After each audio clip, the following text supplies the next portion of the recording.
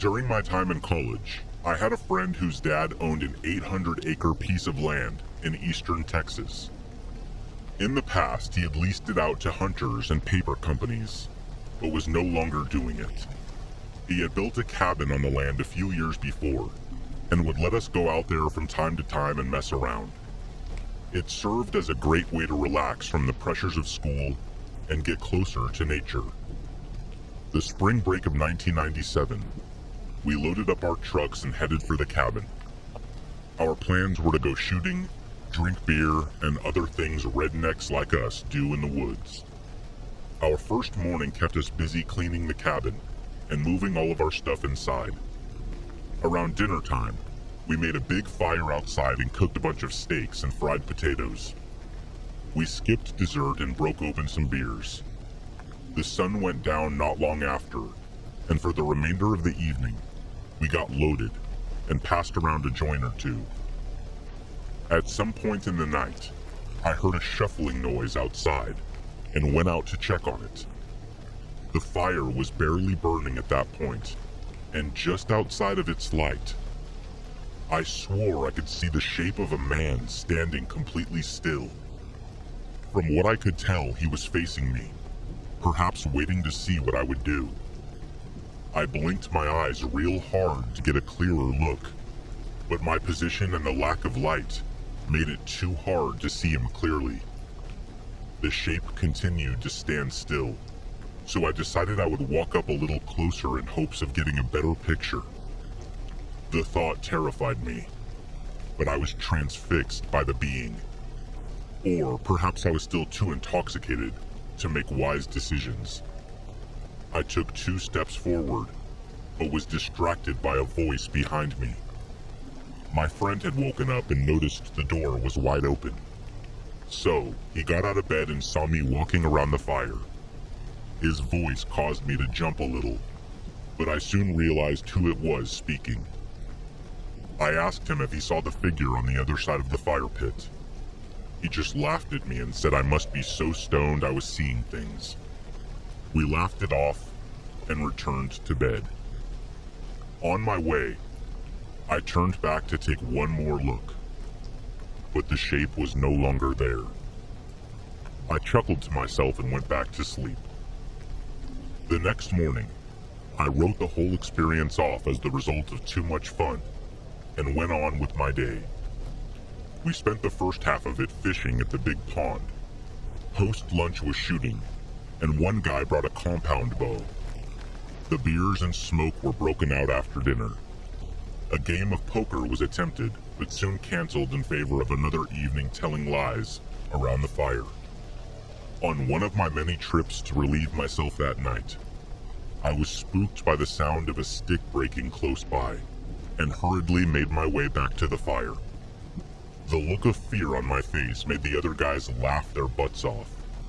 I tried to explain what had happened, but was quickly reminded that we were not the only creatures in these woods. The reasoning seemed sound, so I accepted it. Not long after, we were standing around, involved in some deep discussion, and I turned to speak to the guy on my left. What I saw caused me to clench up so tight, I could have snapped a steel rod with my sphincter. Standing within a few steps behind my friend was another man I did not recognize. It was like he appeared out of nowhere. What made it creepier was that he was staring intently at the back of his head, almost like he was trying to bore through it with his eyes. I remained frozen stiff. The longer I looked at him, I realized he was the same being I saw lingering outside the light of the fire the night before. He was average height, with a long, unkempt beard. My friend continued rambling about whatever, unaware of his shadow. After several long seconds, the stranger turned to me with a blank expression and walked away. This was when my friend finally noticed my horrified look. When he spoke, the thrall of fear was released, and I began pointing and rambling about what I had just witnessed. He and my other friend laughed at me again. There was no way I was seeing things this time. I described the man, and one of them suggested that he was Bigfoot. Despite my protestations, no one was buying it, and I eventually cut my losses and shut up.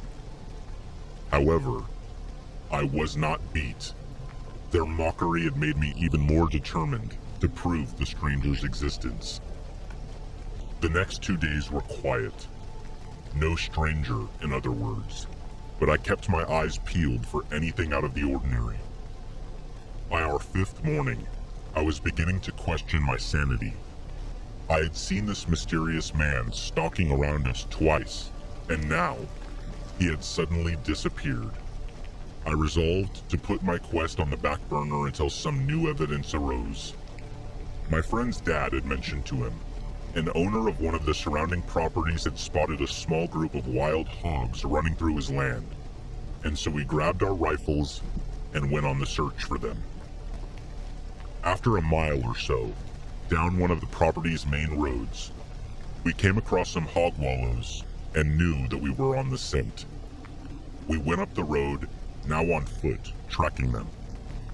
Another mile on, we stumbled upon 3 large hogs rooting up the ground and prepared to make bacon. 2 of us chambered around as quiet as possible on our rifles and took aim. I was less than a second from saying 3 and pulling the trigger when the loud crack of another rifle filled the air, followed closely by a burst of wood and bark above my friend's head.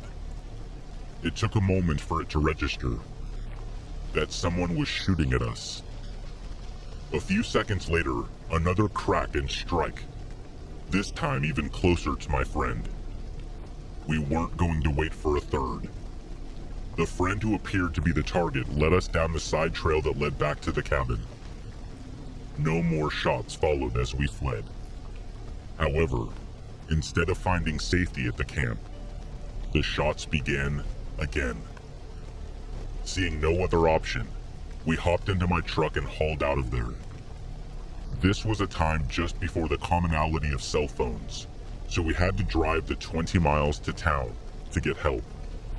After we explained the situation, we returned to the property a few hours later with some deputies. We approached slowly and remained in the cars when we parked. We waited to see if the shots would start again, but nothing happened. A cursory look around counted 3 holes in the cabin and another 2 in my buddy's windshield. Perhaps the worst part was that all of our camping stuff, sleeping bags and such, were spread out all over the ground. Luckily, we had smoked everything the night before. Nothing was missing but a box of 30-30 ammo and, strangely, my sleeping bag and wool blanket.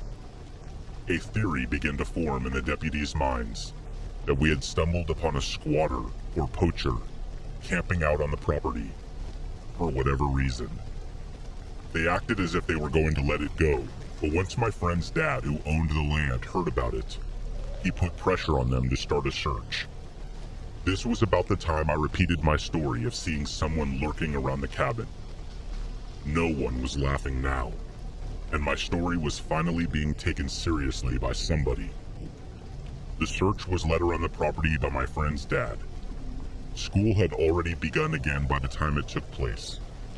It continued for a full week, but nothing other than a few old camps were found. It was assumed that he knew the heat would be on him after the shooting incident, and moved on. During the course of the investigation, several avenues were followed to ID the stranger, like escaped cons, but he remains unidentified to this day. Because of the chance of another attack, our trips to the property ended. The next year, we tried to camp out somewhere else, but it wasn't the same, and our nature getaways died out. Within 5 years, my friend's dad had a heart attack and lost interest in the cabin. The paper company's lease was renewed, and the land's trees have been used to make paper and pulpwood products ever since. Each time I jot down a quick note, I'm reminded of our awesome trips, and especially the odd and terrifying week that caused them to stop. I do once or twice a year talk to my old college friend on the phone. As far as he has heard, that crazy stranger still has not been caught. We sometimes theorize as to his origins and where he may have ended up. I, however, often take this much further when I'm alone. I wonder why our so-called stranger seemed to focus so much of his anger onto my friend, and perhaps far more concerning, is he still out there waiting for his chance to finish what he began all those years ago?